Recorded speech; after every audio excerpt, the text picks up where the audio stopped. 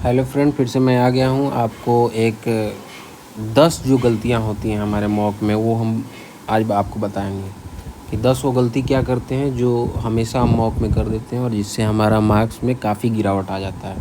तो पहली गलती क्या होती है? Poor time management. Poor time management, हमें ईच सेक्शन को हम नहीं समझ पाते कि ये इंग्लिश कितने में करना है, रीजनिंग कितने में करना है, जीके कितने में करना है, मैथ कितने में करना है। तो पहले तो पुअर टाइम मैनेजमेंट, उसको आपको सही करना होगा कि आपको देखना होगा कि आपकी कौन सी मजबूत सब्जेक्ट है और कौन सा कमज़ोर है, किसको ज़्यादा टाइम देना है, किसको कम टाइम देना है। तो इसको आप दिमाग में रिकॉल करिए और रिकॉल करके इस पर काम कीजिए। फिर निगलेटिंग वीक एरिया। वीक एरिया को हम निगलेक्ट कर देते हैं कि जो भी हमारा मॉक देने के बाद जो कमज़ोर पहलू नज़र आता है उसको हम निगलेक्ट कर देते हैं, उसको फिर सही नहीं करते हैं। तो फिर वैसे ही मॉक में हमारा नंबर रजिस्टेंट बना हुआ रहता है वैसे ही। फिर इनडेक्वेट प्रैक्टिस, किसी भी चैप्टर या किसी भी कॉन्सेप्ट को पढ़ने के बाद हम अच्छे तरह से उसका प्रैक्टिस नहीं कर पाते हैं, जिसके वजह से हम मॉक में अच्छा परफॉर्म नहीं कर पाते हैं, हमारा से क्वेश्चन नहीं बन पाता है। तो इनएडिक्वेट प्रैक्टिस, अगर कोई भी आप चैप्टर पढ़ रहे हैं तो उसका प्रैक्टिस कीजिए, इनफ प्रैक्टिस कीजिए, जिससे कि आपको उसमें फ़ायदा मिले कि आप उसका क्वेश्चन भी कर पाएँ, तभी उसका अच्छे से लाभ उठा पाएंगे और उससे नंबर गेन कर पाएंगे। फिर होता है रिलायंस, मतलब एक चीज़ पे रिलाय करना, सिंगल सोर्स रिलाय करना, और ऐसा सोर्स कि जिसके बारे में आप जानते नहीं हैं। जैसे एक चैप्टर है, एक चैप्टर में क्या होता है कि कई तरह के टाइप होते हैं। जैसे मैथ को हम ले लेते हैं तो मैथ में परसेंटेज में ही कई तरह के टाइप होते हैं। तो इस टाइप के माध्यम से हम वो टाइप एसएससी में पूछता है, सारे टाइप का क्वेश्चन एसएससी में बार बार रिपीट करता है। तो हम किसी टीचर के पास पढ़ रहे हैं, उसके पास मिनिमम टाइप पढ़ाया है, तो हम कैसे फिर मॉक में बना पाएंगे अगर वो टाइप।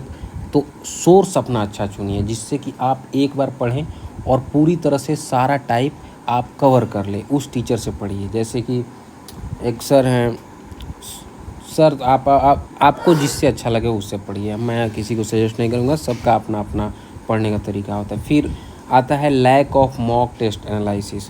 मतलब हम मॉक तो देते रहते हैं लेकिन उसका एनालिसिस नहीं करते, उसका विश्लेषण नहीं करते हैं। एनालिसिस का हिंदी विश्लेषण होता है, उसका अच्छे से विश्लेषण नहीं करते, जो कि बहुत ज़रूरी है। हमारा जो क्वेश्चन कहाँ गलत हो रहा है, किस टॉपिक से गलत हो रहा है, किस कॉन्सेप्ट से गलत हो रहा है, किस चैप्टर से गलत हो रहा है, हम पढ़ने के बावजूद क्यों गलत हो रहा है, कैलकुलेशन मिस्टेक है या कॉन्सेप्चुअल मिस्टेक है, ये हम इग्नोर कर देते हैं। फिर आता है इग्नोरिंग जीके। जीके को तो हम शुरू से ही ध्यान नहीं देते कि जीके तो हम 15 दिन में पढ़ लेंगे, 20 दिन में पढ़ लेंगे, जबकि जीके आपका कॉन्फिडेंस बूस्ट और कम कर सकता है। क्योंकि अगर आप 3 सब्जेक्ट में इतना नंबर ला रहे हैं और जीके उसमें ऐड ऑन करता है, अगर उसमें 25-30 ला देते हैं आप, तो मॉक में अगर आपका 100 आ रहा है 3 सब्जेक्ट मिला के, तो जीके मिला के 130 आ जाएगा। तो 130 से आपको एक अच्छा कॉन्फिडेंस मिलेगा कि और 20 नंबर मैं कट ऑफ से दूर हूँ, तो और थोड़ा सा मेहनत करने की ज़रूरी है। तो इस तरह से। और फिर प्रोक्रेस्टिनेटिंग रिवीजन, मतलब दिमाग में तो हम चलाते रहते हैं कि हम ये करेंगे, हम वो करेंगे, और डिले करते जाते हैं कि आज हम इतना टॉपिक कवर कर लें, लेकिन ये दिमाग में करते हैं। प्रोक्रेस्टिनेट करते हैं, हमको सॉरी नहीं पढ़ने हैं, प्रोक्रेस्टिनेटिंग मतलब इसका अनुमान लगाते हैं, दिमाग में छवि ड्रीम करते हैं, सपना देखते हैं कि हम आज तो पूरा ट्रिग्नोमेट्री ख़त्म कर देंगे, आज एक दिन में ख़त्म कर देंगे, और जाते हैं जब पढ़ने बैठने के लिए तो 30 वीडियो होता है ट्रिग्नोमेट्री का, कैसे ख़त्म हो। तो ये आपको भूलना होगा और आप डेली टारगेट बनाइए, और वो टारगेट ऐसा बनाइए जो कंप्लीट हो, ऐसा नहीं कि ना कंप्लीट हो, इससे आप डिमोटिवेट फील करते हैं। तो प्लीज़ इस पे काम कीजिए। और नॉट रीडिंग क्वेश्चन केयरफुली, कभी कभी तो हम प्रश्न ऐसे बिना मतलब क्वेश्चन पढ़ते हैं और उसको अच्छे से एनालाइज नहीं कर पाते हैं, तो क्वेश्चन गलत कर बैठते हैं।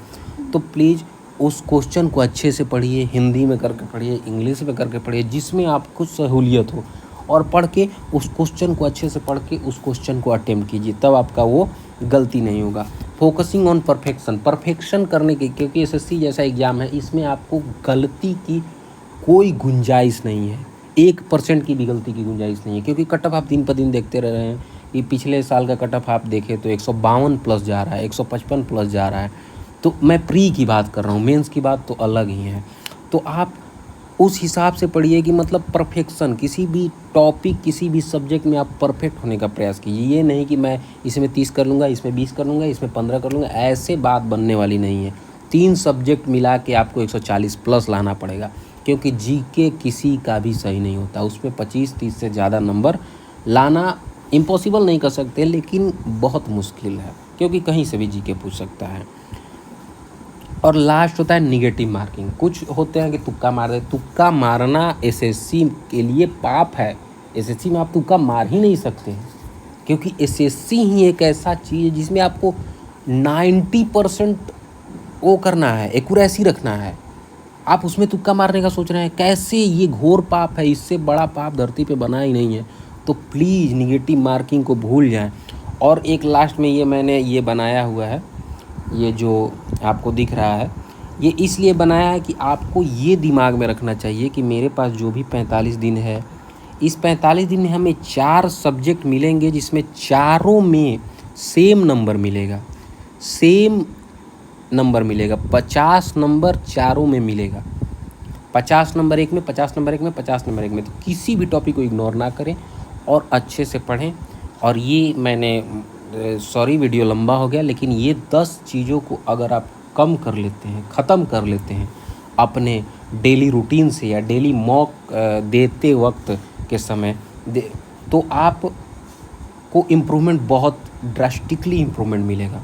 तो प्लीज़ आप इस पे काम कीजिए और अच्छे से तैयारी कीजिए, और बेस्ट ऑफ लक। आप अपनी तैयारी करते रहिए और पढ़ते रहिए। आखिरी समय में पूरा जान लगा दीजिए, क्योंकि इस बार बहुत अच्छी वैकेंसी है, इस बार होने के चांसेस बहुत अच्छे हैं।